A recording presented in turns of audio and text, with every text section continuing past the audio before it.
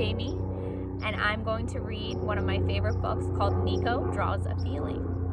Niko is my son's name, and before he was born, I read this book to my class, and it was one of the most special days that I will always remember. We did a fun project afterwards, and the kids were really excited that I found a book with my son's name in it.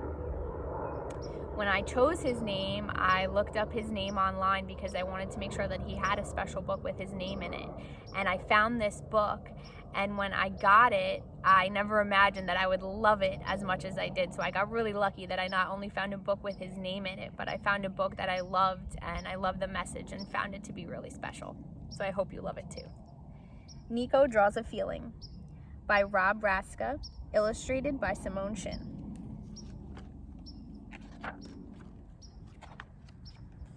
Niko loved to make pictures. Everywhere he went, he carried a box of colored pencils and a pad of paper.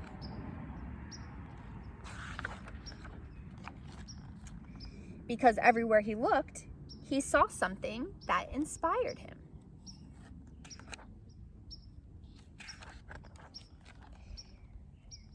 It might be a mother bird building her nest, or the low autumn sun peeking out from behind a cloud, or the ice cream truck ring-a-linging down the street. There's the sun peeking out and the ice cream truck, and there's the mother bird building her nest. I hear a bird right now. I don't know if you could hear it, but there's a bird behind me up in the tree.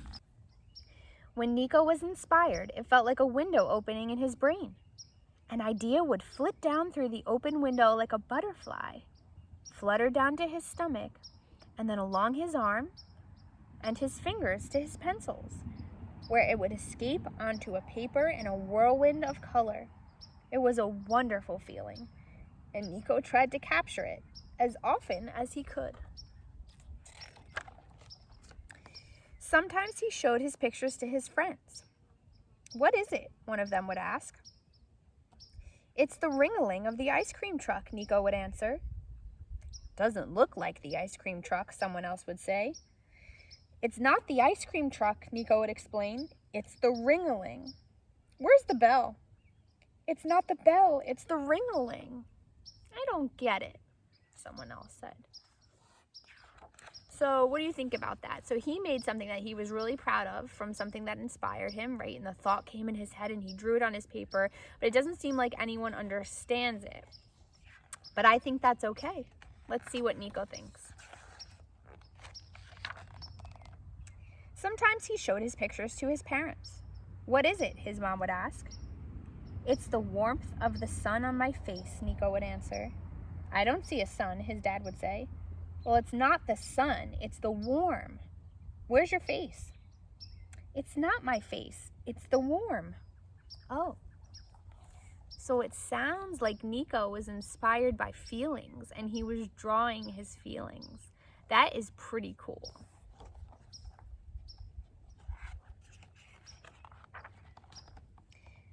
Once he showed a picture to his teacher, Miss Reed.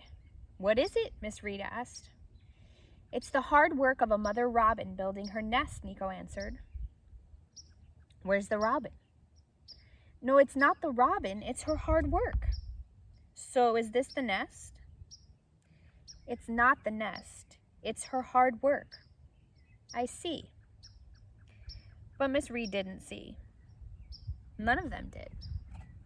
I think he feels like no one understands.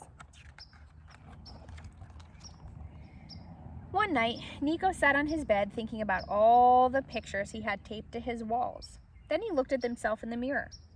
He was inspired to make another picture. Only this one he had taped to the back of his door where no one else could see it.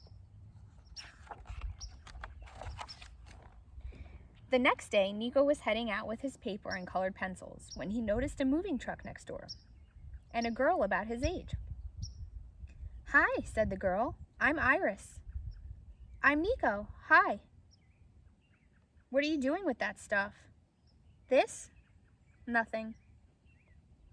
"Are you going to draw?" "Well, yeah, I like to make pictures." "Can I see them?" "I don't know," he said. "You might not like them." "But I might," Iris answered. Niko decided it would be rude to say no, so he invited Iris over. But when they got to his room, Niko waited for her questions. But she just looked and looked. Finally, after looking at every picture in the room, Iris discovered the picture he had taped behind his door. "Wow," said Iris. "What?" said Niko. "You must have been sad when you made this picture. How did you know?" Iris thought, "It looks like how I feel. Sad because I had to move." Suddenly, Niko felt a window opening in his brain. "Can I make a picture for you?" asked Niko. "For me?" "Sure," said Iris. Like a butterfly, an idea flitted through the open window, fluttered down to his stomach, then along his arms and fingers to his colored pencils, where it escaped onto the paper in a whirlwind of color.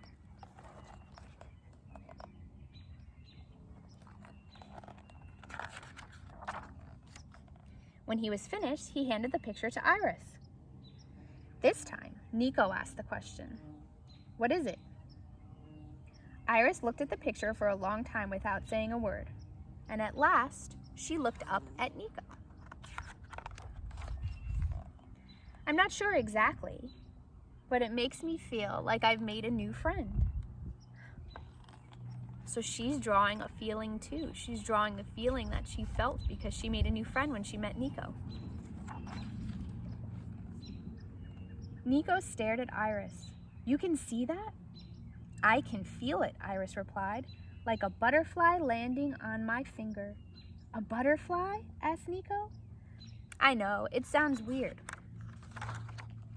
Niko smiled. "Not to me."